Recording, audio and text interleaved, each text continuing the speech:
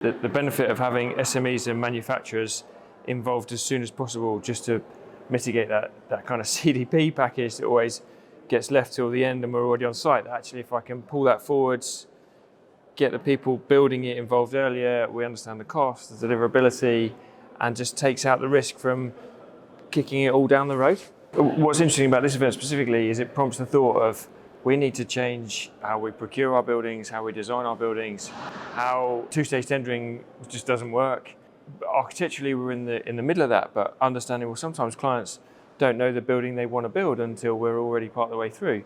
I think we need to change, not just as an architectural industry or a construction industry, but bigger than that, to say to clients, you've got to make some decisions earlier on to know that your building is fundamentally deliverable.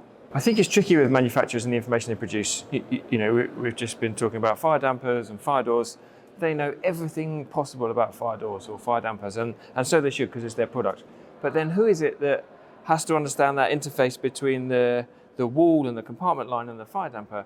I've got all the information, but as the architect, you have to do the best you can to put those things together and understand how you can't compromise one of those other items. So it's tricky for the manufacturers of each of those products to understand, well, how do they fit in the bigger process beyond simply their bit of the jigsaw? Yeah, I think this is really fun. I think there's an engaging bunch of speakers who, it's not necessarily about teaching, it's about asking you questions so as you question yourself. And it's not just a case of we can't give you the answer, because it's not a one-size-fits-all kind of thing, building buildings, but it just prompts the thought so as you know the questions to ask.